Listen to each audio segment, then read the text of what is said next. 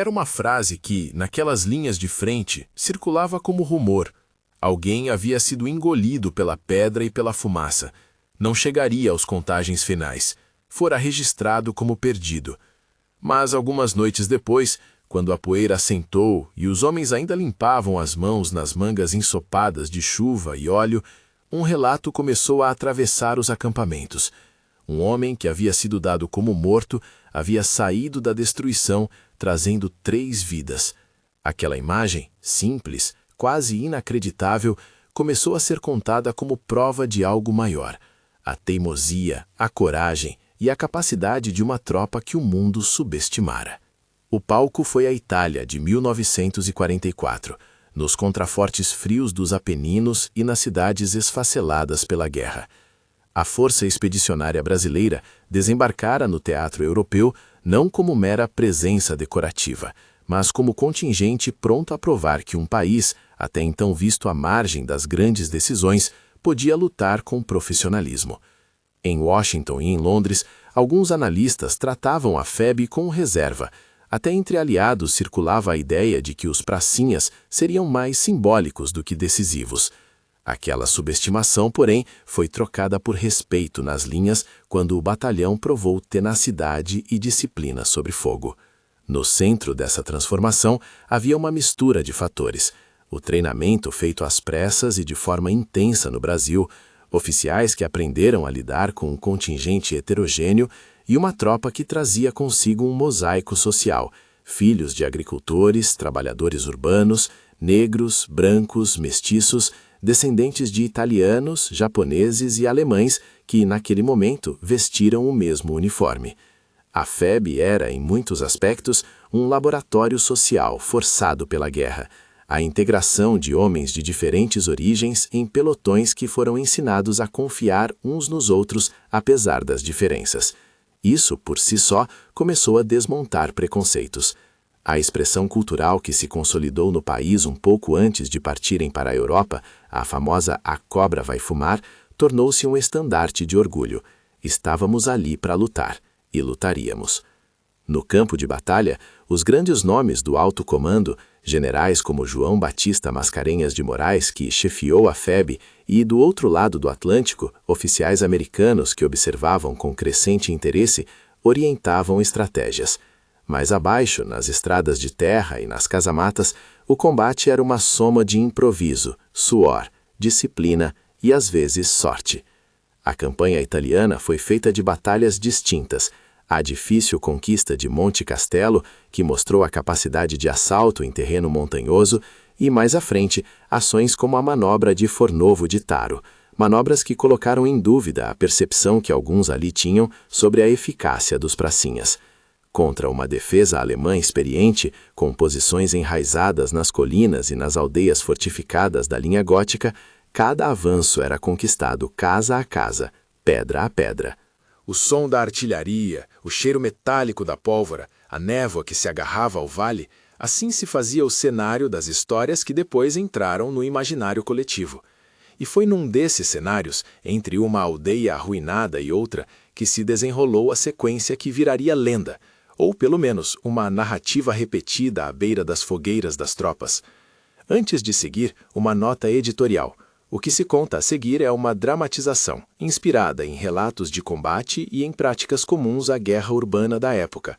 A cena específica do soldado levado por mortos, que reaparece com 3 feridos, é construída para representar o tipo de ação que pracinhas e civis vivenciaram, e não é apresentada como registro documental único.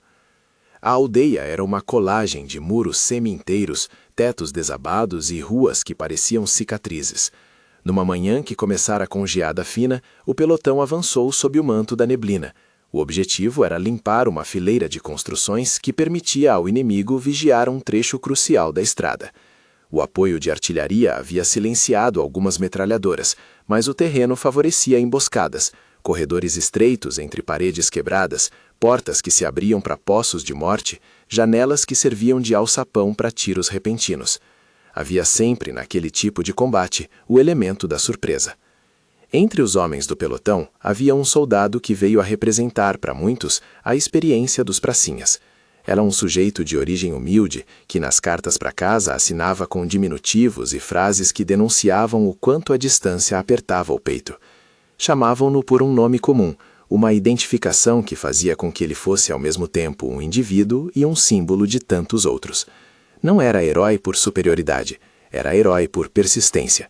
Tinha as mãos calejadas do trabalho antes da guerra, um olhar que aprendia a medir os riscos e um senso de responsabilidade que vinha da convivência no quartel. Era um soldado típico, e é por isso que sua história serve como ponto de contato entre o leitor contemporâneo e o passado. A operação começou com o avanço de um pelotão para limpar um bloco de casas que dominava a estradinha de acesso. Ao menos 2 dessas construções tinham sido transformadas em posições defensivas pelos alemães, que se aproveitavam da vantagem de campo. O pelotão avançou em formação reduzida. Houve troca de tiros curta, seiva de projéteis riscando a atmosfera fria. Em algum momento, durante a entrada numa casa, uma detonação mais forte, vinda de um enguiço pré-posicionado pelos defensores ou do impacto de uma granada, fez desabar a laje do piso superior. O estrondo foi seguido por um silêncio pesado, o tipo de silêncio que pertence às ruínas. Quando a poeira diminuiu, os companheiros encontraram sinais de estrago, tábuas aprisionadas, membros que sobressaíam entre os escombros e, na contagem desesperada que se seguiu, a conclusão de que o soldado havia sido tragado pela estrutura. Não havia sinais de vida aparentes. A avaliação do oficial mais próximo foi o que se podia chamar de prático, marcado como morto para efeito de relatório. Marcar um homem como morto não era uma declaração definitiva sobre seu destino, mas uma forma de ordenar o caos. Em combate, decisões rápidas e avaliações imediatas são necessárias.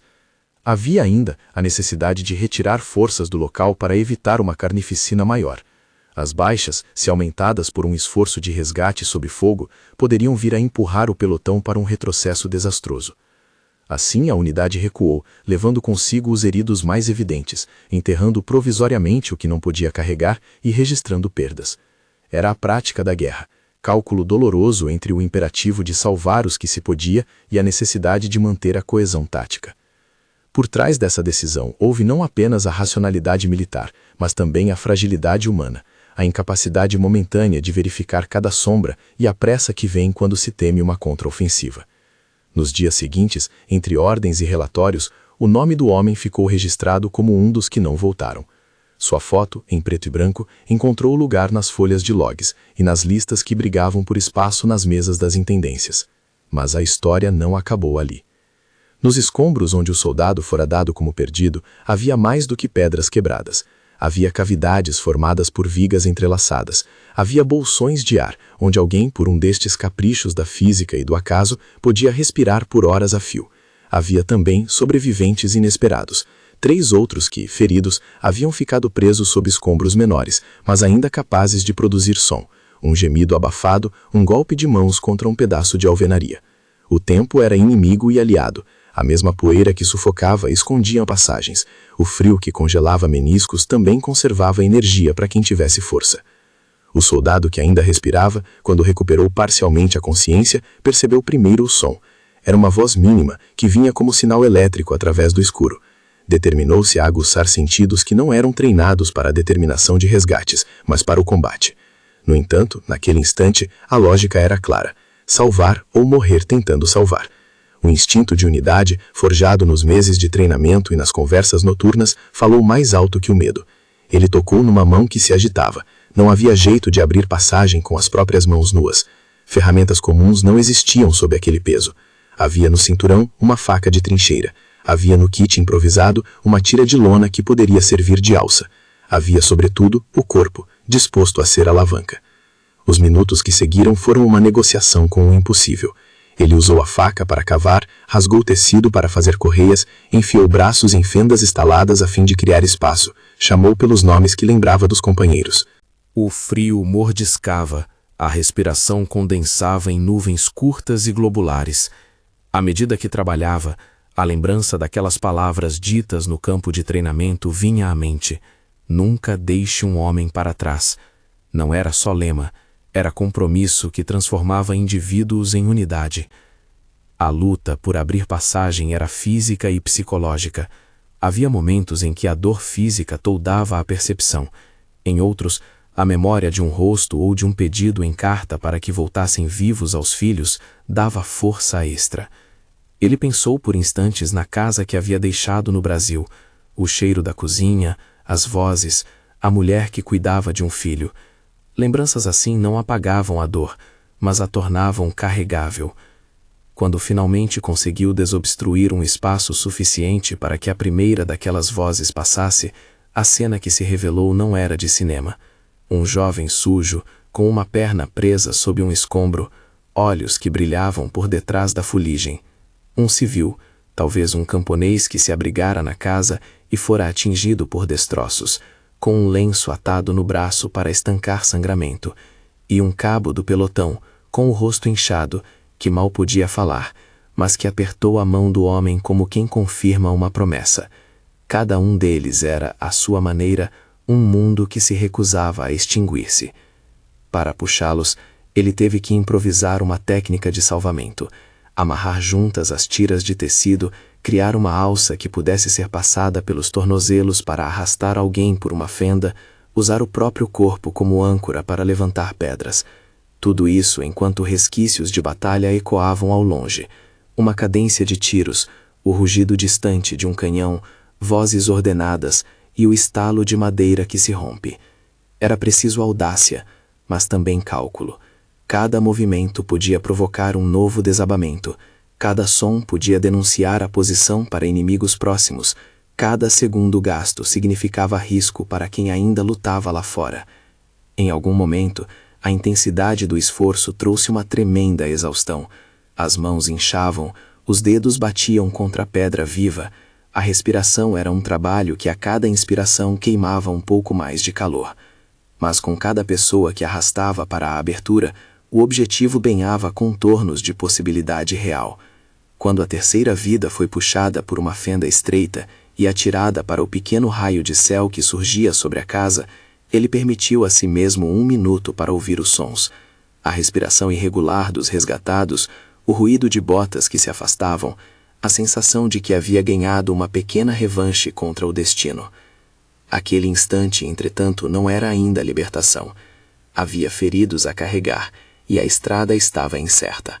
O pelotão, em retirada, já se encontrava reagrupando. A tática ditava a prudência. A decisão agora era complexa.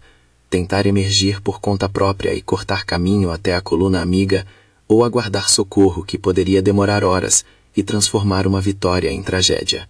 Era uma escolha que pesava sobre um só par de ombros e que traduzia, de novo, a essência da guerra: arriscar tudo por alguém, mesmo sem garantias. Do lado de lá, os oficiais faziam seus cálculos: reexame do mapa, checagem de munição, tentativa de contato com artilharia para suprimir possíveis posições inimigas. Generais não ordenam heroísmos individuais, organizam operações. Mas as histórias de heroísmo costumam nascer no nível mais baixo, no rosto suado do soldado que não aceita a palavra perdido. Enquanto ele improvisava um modo de transportar os três, pensando em solos firmes e em refúgios próximos onde pudessem estancar sangramentos e reabastecer forças, uma sombra de incerteza pairava. Os inimigos poderiam retornar, as condições do terreno podiam mudar com uma chuva súbita e o relógio caminhava como inimigo silencioso. Ainda assim, movido por um misto de obrigação moral e instinto de sobrevivência coletivo, o soldado preparou-se para o esforço final. Ajustou alças de tecido ao redor dos ombros, posicionou as vítimas de modo que pudessem suportar o arraste, memorizou a sequência de respiração para manter a própria energia, tudo isso feito com mãos entorpecidas, olhos que se acostumavam à penumbra e a determinação cravada no rosto. A história daquele homem, o nome, difícil de ser recuperado das listas frias que se acumulavam em relatórios, começou a ganhar versões nos dias que se seguiriam nas mesas de matraquê de oficiais e nas conversas sussurradas das cozinhas de campanha. Ao alcance das bocas, tornou-se sinal. A FEB não era uma peça decorativa no tabuleiro aliado.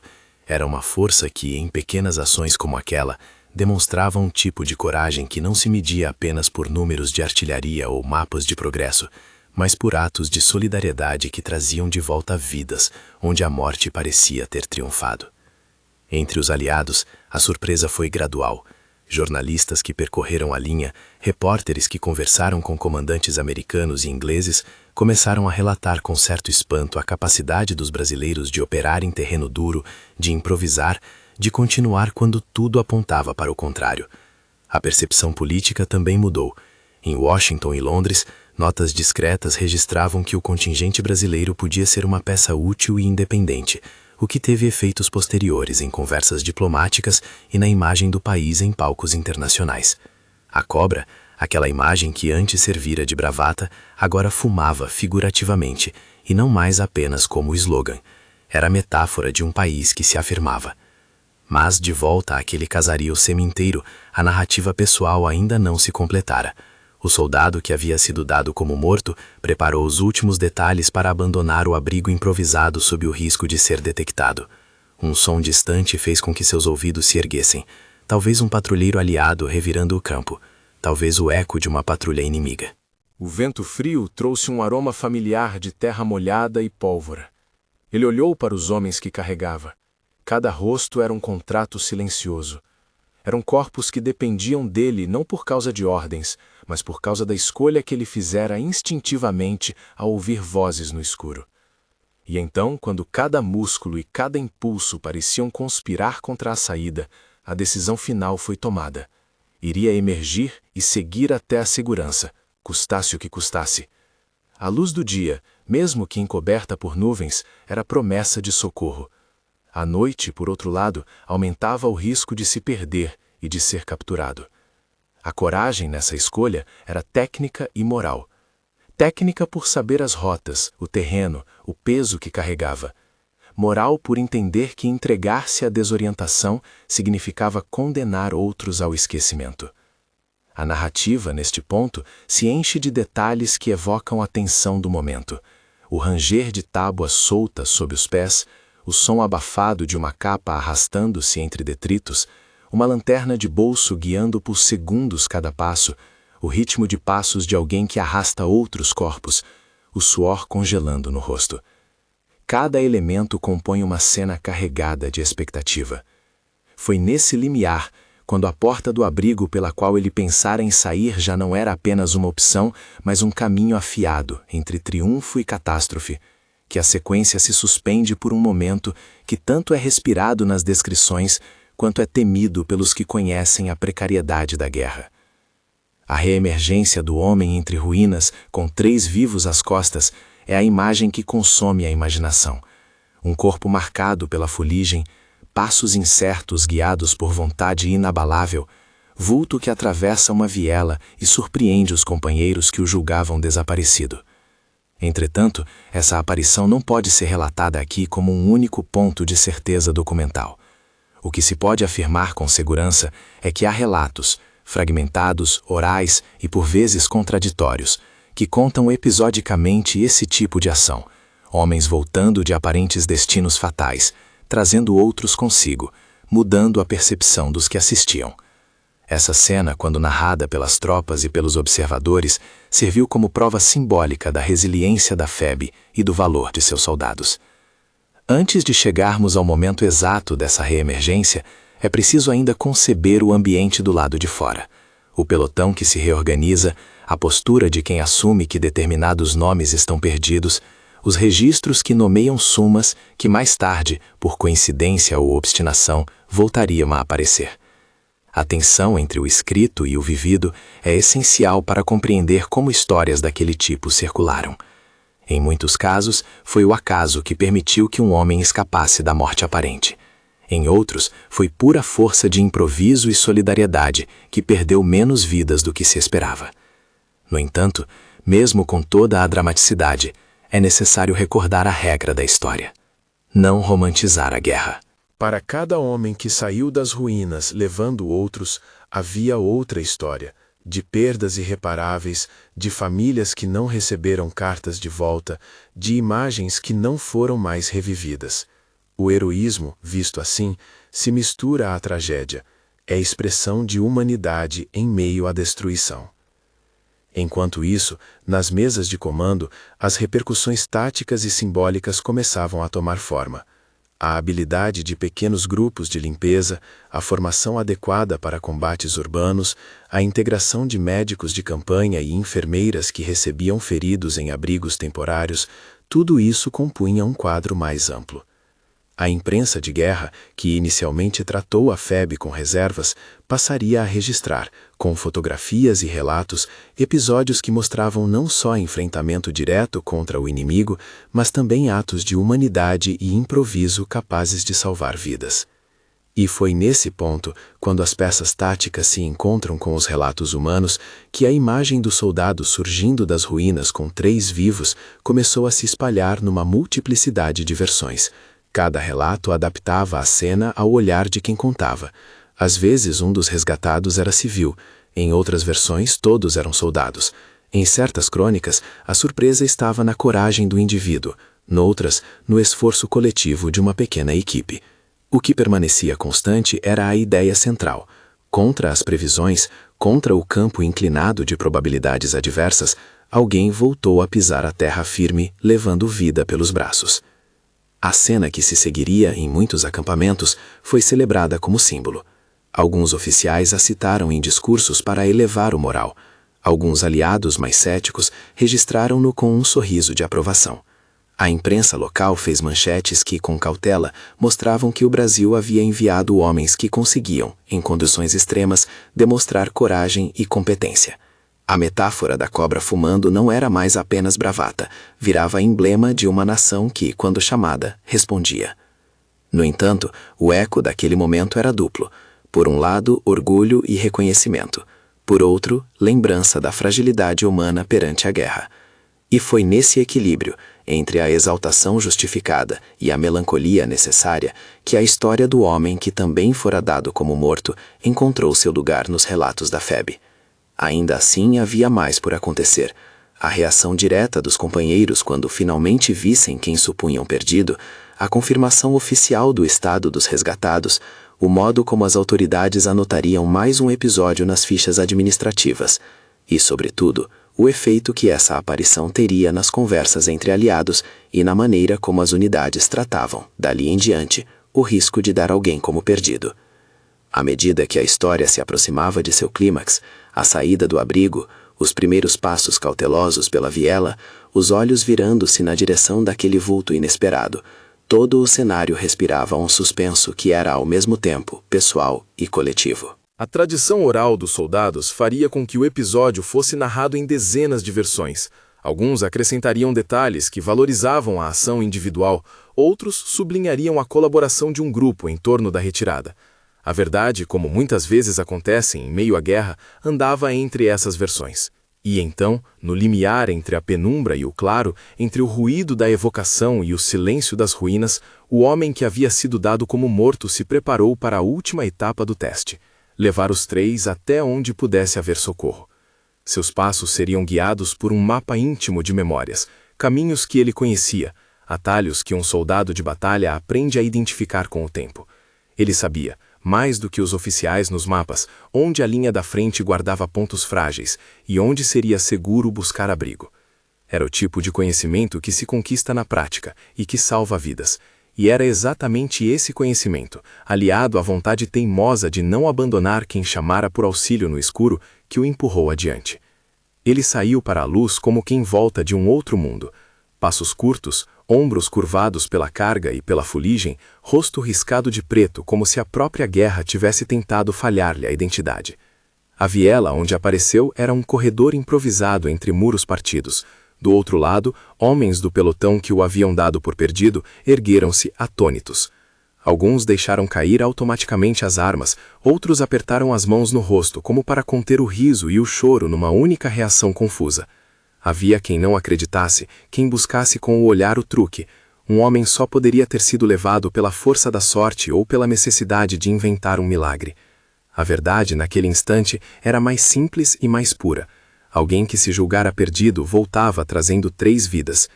A cena foi rápida, quase um lampejo de humanidade no lento cilindro da guerra.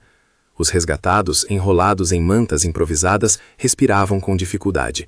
O sangue fora estancado como dava. Um dos feridos tentava sorrir, como se, ao reconhecer rostos familiares, pudesse apagar as horras sob a pedra. Entre os que aguardavam, ouviu-se primeiro um silêncio pesado e depois um coro de exclamações baixas. O oficial mais próximo correu para oferecer auxílio, olhos fixos na figura marcada, e a notícia começou a se espalhar em ondas. Ele voltou com 3. Em minutos, o rumor cruzou o acampamento. Em minutos, a história estava sendo contada de maneiras diferentes, como acontece com todo acontecimento que se presta a virar lenda. Nos ateliês improvisados dos hospitais de campanha, os médicos e os enfermeiros trabalharam como sabiam desde a preparação no Brasil. Rapidez, improviso, foco no essencial. Um deles, reconhecível pela calma de quem vira demasiado sofrimento para se amedrontar, avaliou os feridos, fez curativos, anotou sinais vitais em cadernos enrugados. Aquele abrigo de lona cheirava a antisséptico e a café frio. Vozes cansadas compunham a trilha sonora. O soldado que saíra das ruínas permaneceu no posto até ter a certeza de que nenhum dos 3 corria perigo imediato. Nero, de fuligem e cansaço, sentou-se por fim encostado a um saco de areia e deixou-se ouvir.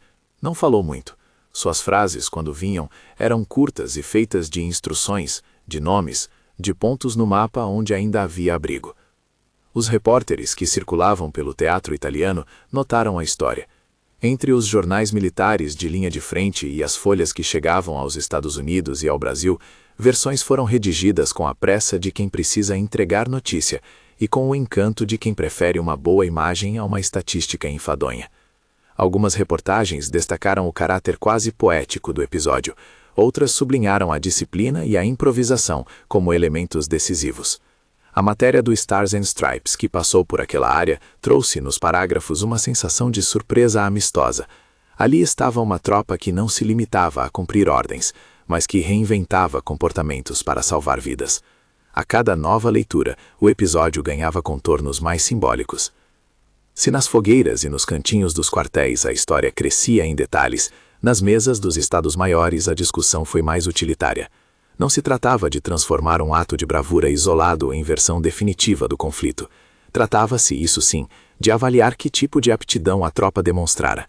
Capacidade de atuar em combates urbanos, coordenação entre grupos de apoio médico e linhas de frente, resistência física e mental dos homens. Esses fatores influenciariam nas semanas seguintes o modo como se planejaram limpezas de aldeias, postos de observação e operações de garantia de vias.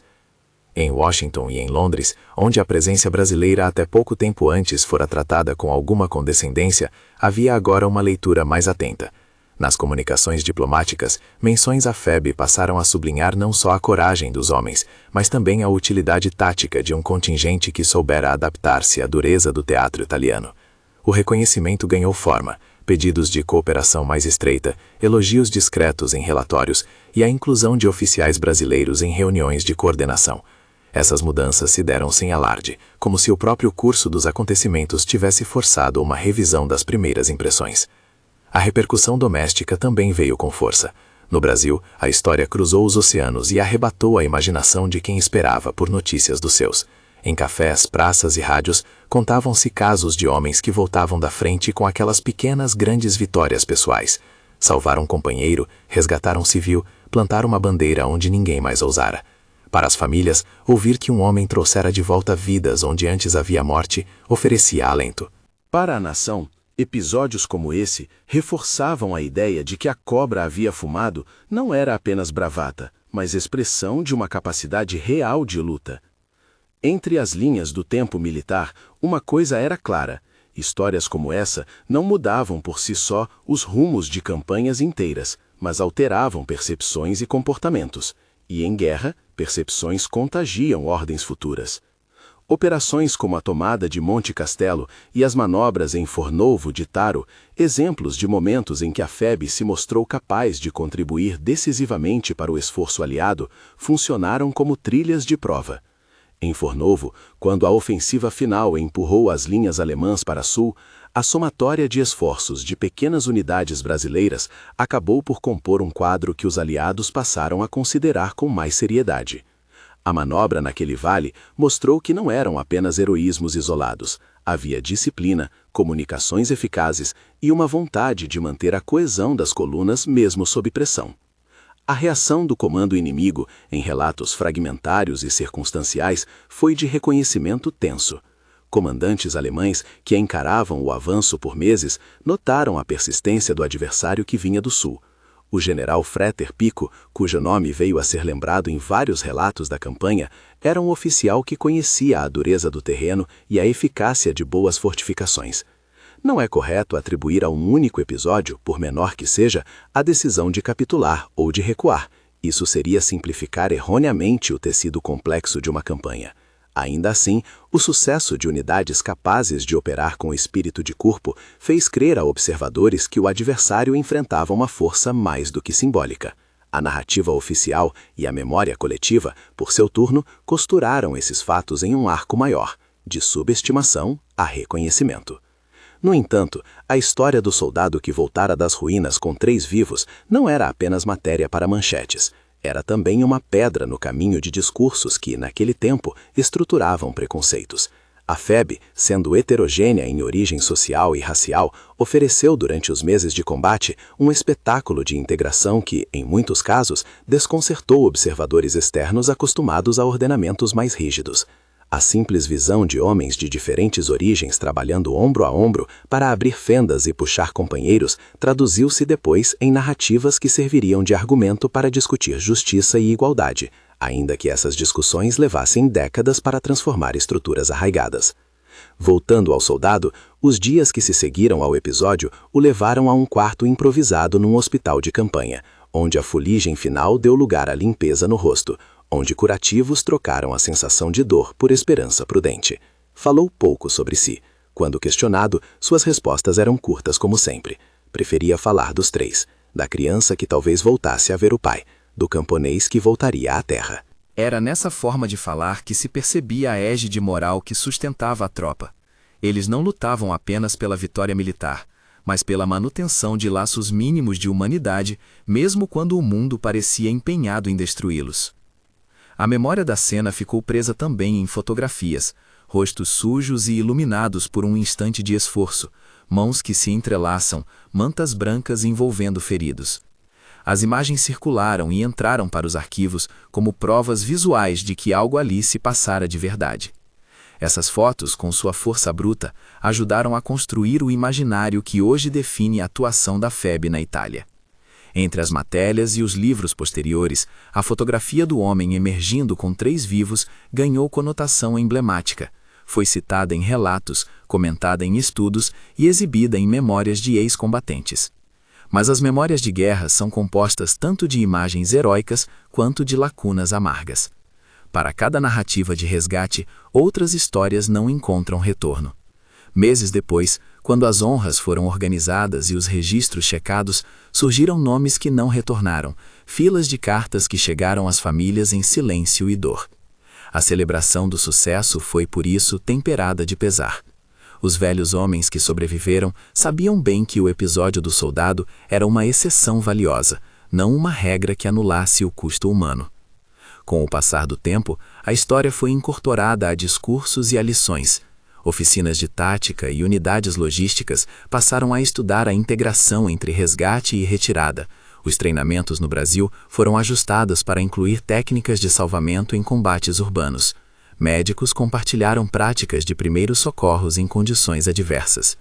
Menos palpáveis, porém não menos reais, foram as mudanças culturais, o reconhecimento crescente da FEB no palco internacional e a reverência doméstica a atos que lembravam que o país, quando chamado, não fugira da responsabilidade. Durante muito tempo, veteranos da FEB se reuniram para lembrar o que viveram. Em encontros pós-guerra, nas associações de pracinhas, o episódio do homem que reaparecera com 3 vivos era contado e recontado. Em alguns relatos, acrescentavam nomes, riam de pequenas falhas de memória. Em outros, um silêncio tomava conta quando a lembrança chegava a rostos de companheiros que não voltaram. Para muitos, a imagem era sinal de esperança e prova de que a coragem pode contrariar estatísticas. Para outros, lembrava que a guerra guarda no corpo das pessoas marcas que não desaparecem. No plano político, os resultados foram também complexos. O protagonismo militar não significou unanimidade imediata nas arenas domésticas. Entretanto, a presença dos pracinhas na Europa contribuiu para que o Brasil ocupasse espaços de negociação internacional com voz menos periférica. Em conversas diplomáticas posteriores, referências à participação brasileira no esforço aliado foram usadas para justificar solicitações e acordos, para reivindicar reconhecimento e para pautar a imagem do país no mundo pós-guerra. A cobra fumando, que antes era figura de linguagem, tornou-se uma metáfora recorrente para um Brasil que havia provado que poderia reagir ante a demanda dos tempos. Com o tempo, historiadores passaram a estudar esses episódios não apenas como anedotas emotivas, mas como peças de um mosaico mais vasto. Como a guerra forçou o Brasil a repensar o próprio papel, como a FEB serviu de laboratório para mudanças sociais, como ações singulares de um soldado que não quis aceitar a palavra perdido ajudaram, simbolicamente, a alterar percepções. A história ganhou, assim, um lugar no arquivo coletivo e nas salas de aula, nas memórias familiares e nos museus. Há, no entanto, um aspecto que insiste em não permitir que a narrativa seja apenas celebrativa, a consciência de que o heroísmo é uma condição humana e frágil. O soldado que tirou 3 vidas da ruína pagou um preço em termos de sono perdido, de memória que o faria estremecer ao ouvir um ruído seco, de mãos que tremiam quando se lembravam de quando entraram em fendas apertadas. Essa intimidade com o sofrimento é a chave para que a história não se transforme em mero folclore. Honrar o ato é também, necessariamente, lembrar o custo que ele implicou. Décadas depois, quando os mortos haviam sido comemorados e os livros de história já haviam selecionado as linhas mestras da campanha, a imagem do homem que apareceu das ruínas voltou a circular. Em exposições, alunos ouviam a história como lição sobre solidariedade. Em documentários, veteranos relataram com voz trêmula e olhar distante a sensação de ver um companheiro reaparecer onde antes só havia desaparecimento. A nação, enfim, foi capaz de transformar aquela narrativa em símbolo, não de superioridade bélica, mas de uma coragem que brota no terreno mais íntimo da comunidade humana. A lição maior talvez seja esta: em frente a uma máquina social que organiza forças, mapas e ordens, aquilo que mexe o curso das coisas nem sempre é uma grande manobra ou um despacho de gabinete. Às vezes, é um homem que se recusa a aceitar a morte aparente de outro e que, com silêncio e suor, escava uma passagem onde parecia não haver saída. Essa ação modesta e feroz carrega consigo um enredo que atravessou fronteiras e que, no final, mobilizou respeito. Deram o soldado da Segunda Guerra como morto, até ele surgir das ruínas com 3 vivos. A frase relata um acontecimento.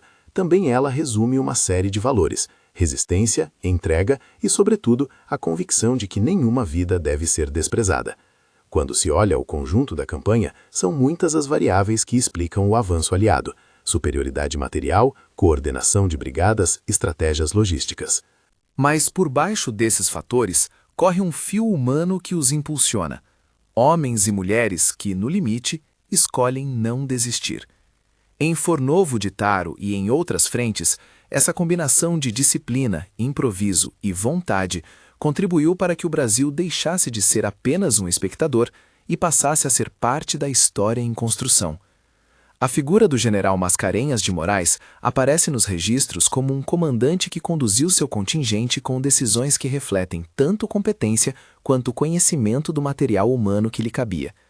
Observadores como o general Marshall notaram em cartas e sinais que um contingente bem treinado e empenhado podia ser decisivo em localizações específicas. Essas leituras não transformam em mito o que houve, mas ajudam a inserir os episódios individuais em cenários estratégicos reais. No fim das contas, a história do soldado, personagem representativo das muitas ações semelhantes que ocorreram, atravessou o tempo como prova de algo maior, a prova de que subestimação pode ser corrigida por atos concretos. A cobra fumou de fato, e o fumo que dela saiu carregou consigo o reconhecimento, a lembrança e a narrativa de que um país, quando chamado, respondeu. Se há razão para orgulho, é num orgulho que mede o custo e que faz justiça ao sacrifício. Hoje, quando historiadores, estudantes e curiosos revisitam os arquivos, encontram fotos, cartas e depoimentos que tentam recompor o que houve. Entre essas fontes, as histórias de resgate e de aparecimentos improváveis continuam a ser repetidas, não como curiosidades isoladas, mas como fragmentos de uma experiência coletiva que ajudou a forjar a imagem do Brasil no mundo. E quando alguém pronuncia novamente as palavras do título, deram o soldado da Segunda Guerra como morto, até ele surgir das ruínas com 3 vivos, a imagem permanece potente, porque reúne em si a surpresa, a solidariedade e a prova de que, mesmo na dureza da guerra, é possível humanizar o momento mais desumano. Cena dramatizada, inspirada em relatos e práticas de combate da época. Se esta história tocou você, compartilhe com alguém que merece conhecer o passado que nos moldou.